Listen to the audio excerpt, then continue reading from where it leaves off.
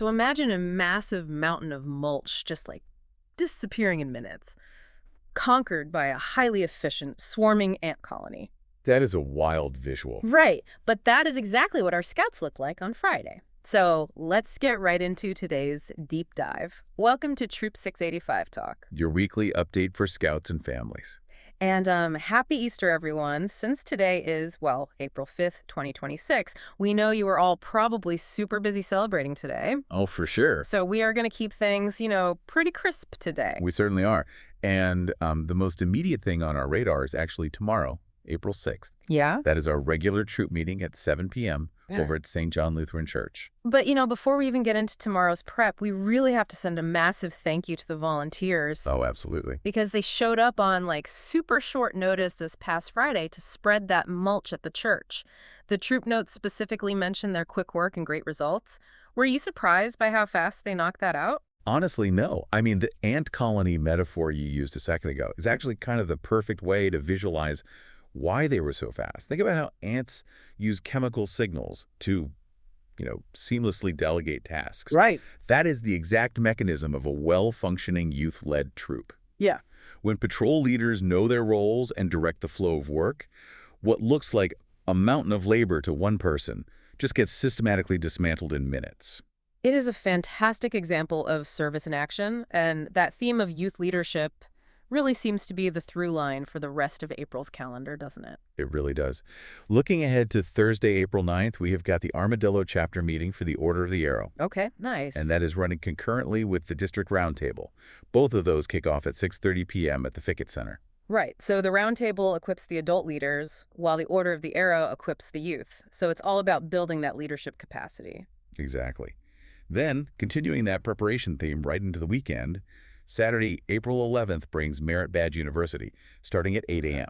Then we actually get to put all this preparation to the test at the end of the month. The campout. Yes, the April campout at Lake Georgetown runs from the 24th to the 26th.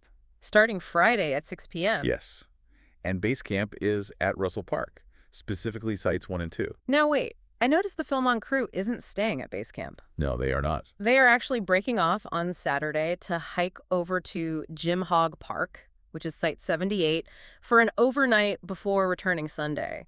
And I have to assume this isn't just because they want peace and quiet away from the younger scouts. Well, maybe a little bit. But mostly, this looks like a stress test for their gear. You hit the nail on the head. I mean, Philmont is a grueling high-adventure backpacking trek.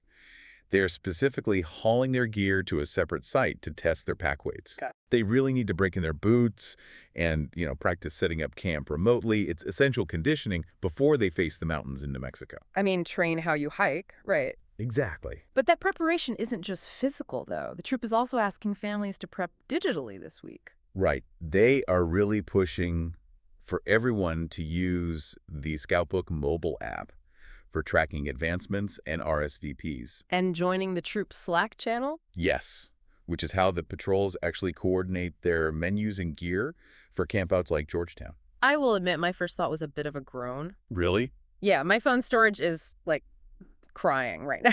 Oh. And downloading yet another app just felt like a chore. Oh, I totally get that. But if we're talking about youth leadership, I can see how Slack gives the scouts a dedicated space to organize without relying on parents as middlemen. Exactly. It empowers the youth-led structure by letting them communicate directly and safely. And, as a very nice bonus, it clears a massive amount of back-and-forth clutter out of your parent email inbox. Okay, you had me at Clears Up email. That is a huge win. Right. And speaking of digital stuff, the last piece of troop business is a quick 2-minute favor. The troop is asking families to leave a 5-star Google review to help better represent themselves online. Which is super helpful for recruitment. Definitely. And if you are staring at a blank screen wondering what to write, the update gave a few great prompts. You could simply mention how your scout has grown in confidence, or just highlight the dedicated leaders and that strong youth-led environment we've been talking about. Because every review really helps another family find the troop. Well, let's recap the most important date to remember right now. We will see you tomorrow at the next troop meeting, Monday at 7 p.m. at St. John Lutheran Church. And to close us out today, Scoutmaster Justin Smith left us with a great thought for the week. Leaders don't create followers, they create more leaders. I love that. Considering everything we talked about today, from the mulch crew acting like an organized unit to the Philmont Scouts taking charge, And even just giving them slack to coordinate themselves, it really leaves you with an interesting question to ponder. In what small way can you step back today to let your own scout step forward? That was a great question to end on. Thanks for listening. And remember, Troop 685 is where Scouts lead the adventure.